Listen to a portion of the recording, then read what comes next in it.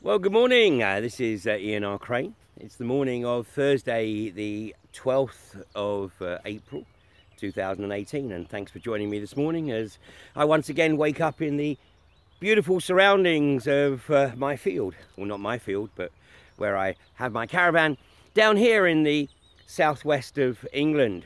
And, you know, people ask, why is it that you live in a caravan, Ian? Well, it's very simple, because it wasn't necessarily by design a few years ago, but nonetheless, it has worked out very, very well. Because today I have absolutely nothing of material value that the establishment can take away from me. They've tried, and they failed miserably.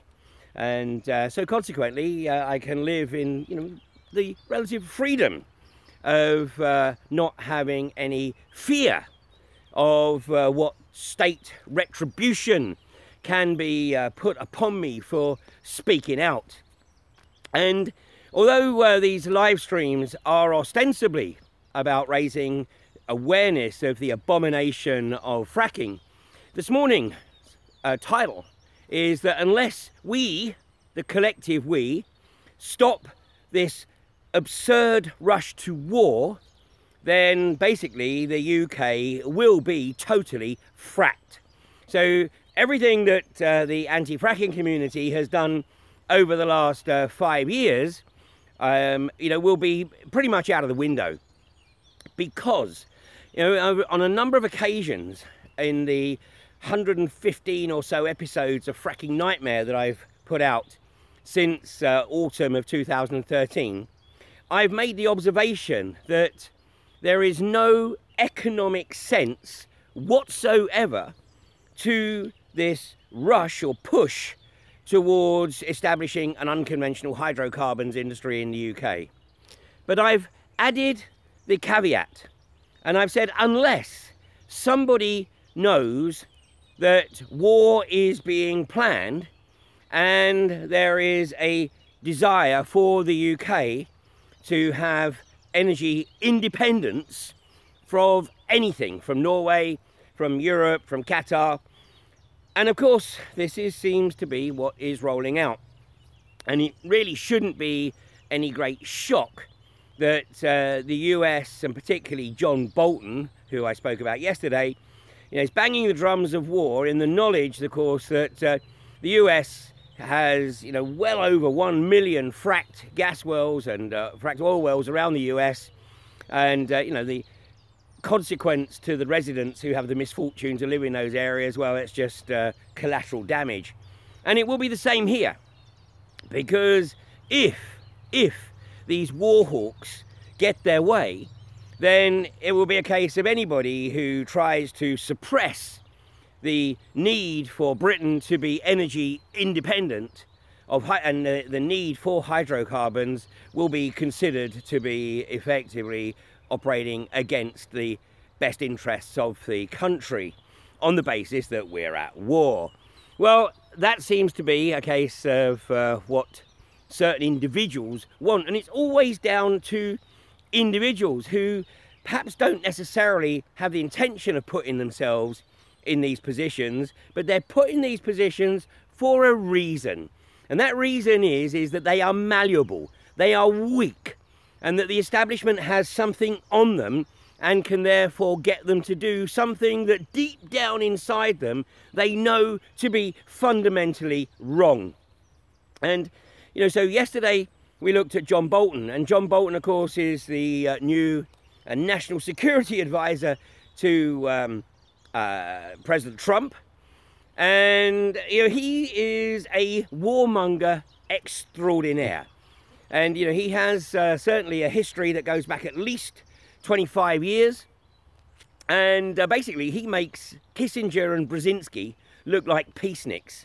And you know, once this guy is anywhere in the arena, then you know, basically one has to be aware that his desire is to initiate global conflict and establish the Pax Americana that is the stated objective of those who set up the Project for a New American Century back in 1997 and published the document that I linked to under this video yesterday. Now, Bolton just rides roughshod over everybody. I talked yesterday about his discussion with Bastani, who was the first head of the Organisation for the Prevention of Chemical Warfare, and his threat to Bastani that unless he resigned, then there would be consequences. And then he added with sinister tones, "We know where your children live." So this pretty much gives an insight into the sort of mentality of the sociopaths that we are dealing with here. Now, you know, watch him ride roughshod over Jim Mattis, who is the US Defense Secretary, who literally a couple of months ago stated that the US had not seen any evidence to even suggest that Bashar Assad had unleashed chemical weapons on the civilian population of Syria. And despite the claims by aid organisations, well, anybody who thinks that the White Helmets are an aid organisation really isn't paying attention. And others, well, the others tend to be the hawks who are desperate to see Bashar Assad removed. And if you want to see what will happen to Syria if Bashar Assad is removed, then look no further than, of course, Iraq and Libya, which are the mess that they were designed to be by the illegal assaults on those countries, you know, in this century, 2003 and 2011. So, are we about to allow history to repeat itself? Well, I quoted Edmund Burke yesterday, and you know, he said that those who don't know history are destined to repeat it.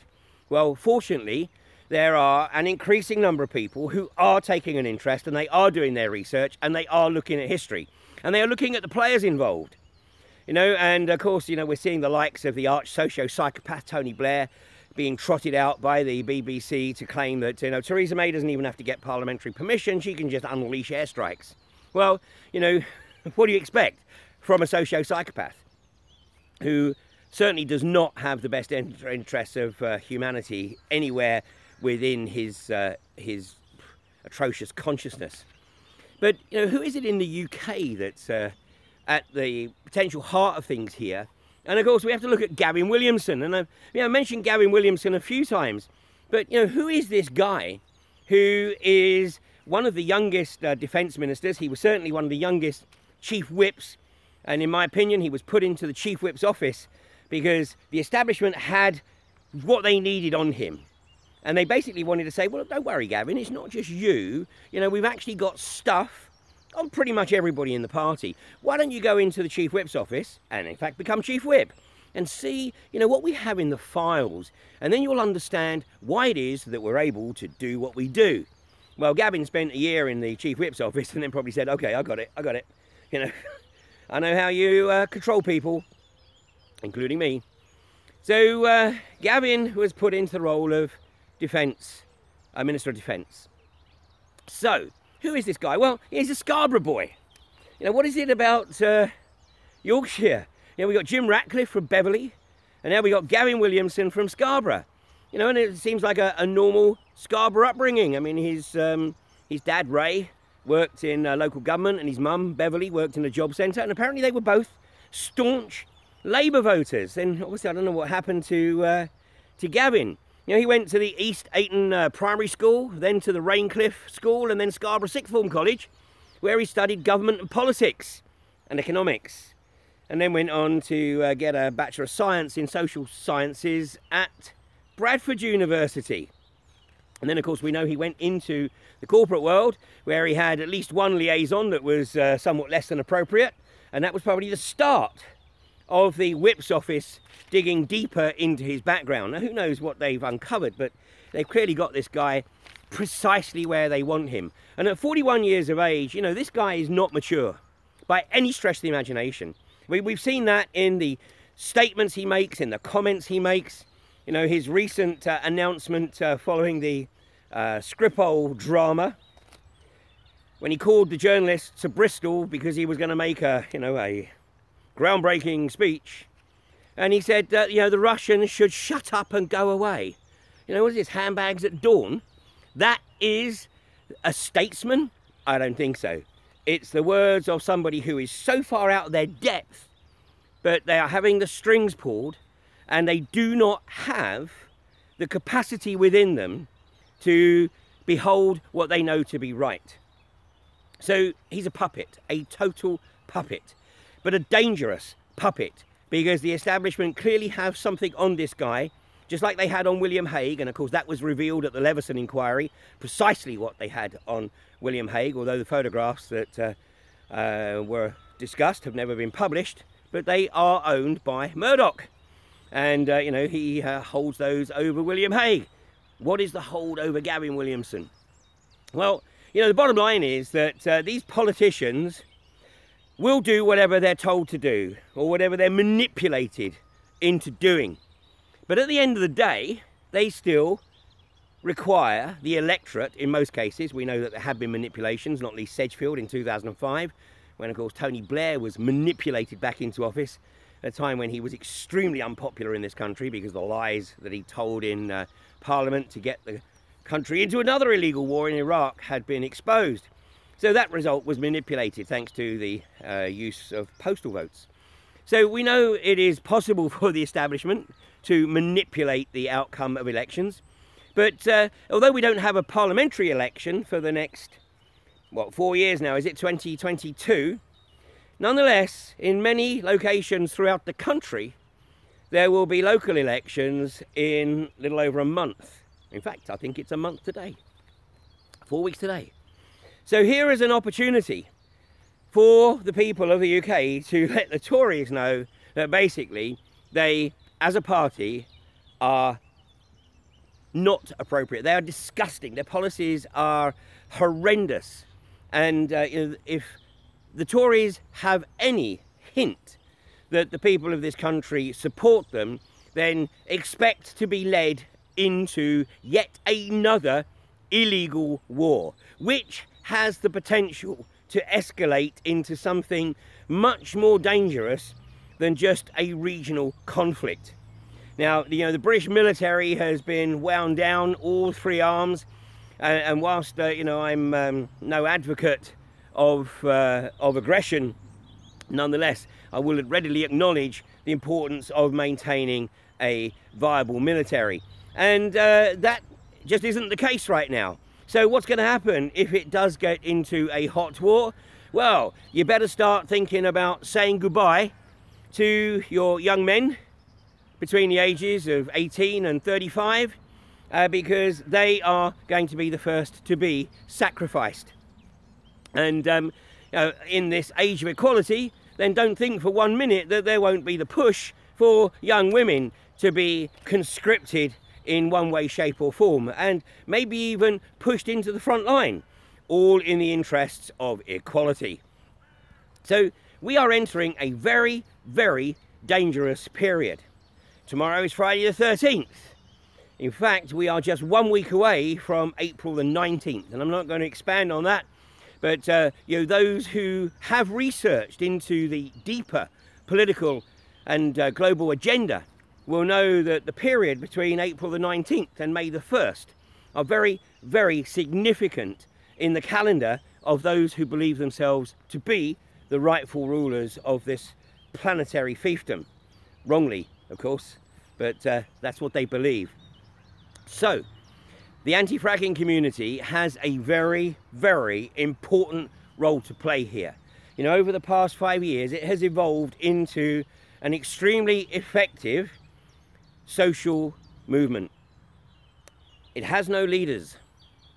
It is built around community groups, and it is built around the empowerment of community groups.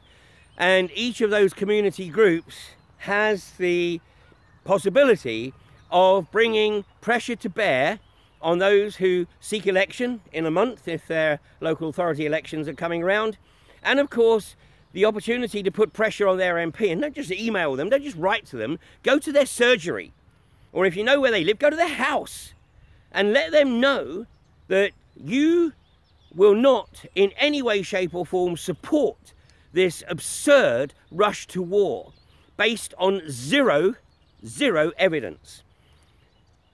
We've seen it happen before, and it's likely to happen again here. John Bolton in office, or in the role of National Security Advisor, is a very, very dangerous development. And as I've said, if it does go hot, then basically the efforts of the anti-fracking community the last 5 years will be for nothing.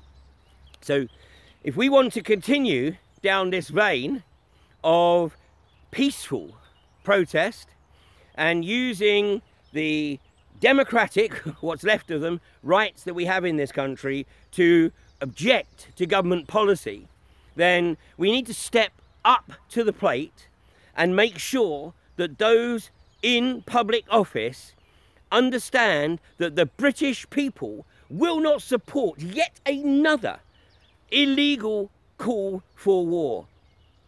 So, you know, the next few weeks are very, very important. Now, obviously, we know what's going on the front lines at Prestonby Road and at Blackpool Football Club and at Misson Springs and Tinker Lane and down in the southeast are all still necessary. So it's not a question of taking foot off the gas and then focusing on one area. It's a case of doing both. It's actually time to start multitasking and getting involved. And, you know, if you sit back and do nothing, then unfortunately the prognosis is very, very ugly and very, very dangerous. And, you know, there's never been perhaps a more important time to do more than just sign a petition. If I get another email saying, let's sign a petition to prevent this war, my computer is in danger of becoming airborne. Petitions are meaningless. You know, they're delivered to number 10 and then the guy in the nice crisp white shirt and tie who opens the door says, thank you very much, I'll make sure the Prime Minister sees them immediately. As soon as the door's closed, it's like, in the bin. No one cares.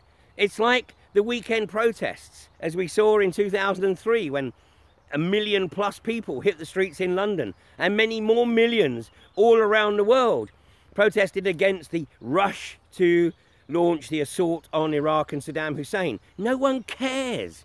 The pressure has to be ramped up, and it has to be up close and personal in the faces of the elected representatives. So, meanwhile, obviously it's not just fracking that's the problem, and in fact the bigger problem in the short term is potentially 5G. And full credit to Mark Steele, who was my guest on last week's episode of Humanity vs Insanity. Full credit to him for getting articles in the Daily Mail, in the Sun, in the Times, and in the Metro, particularly in the Northeast.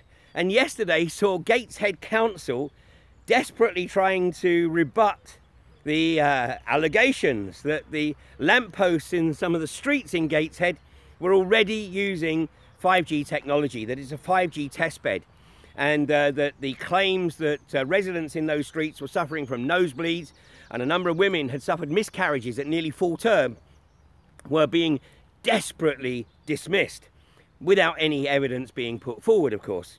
So it's out there, it's in the public arena. So this is a good thing and a bad thing, because as I've said many, many times, those who believe themselves to be pushing this agenda because they are the rightful rulers, then they believe they have to tell us what it is they're going to do.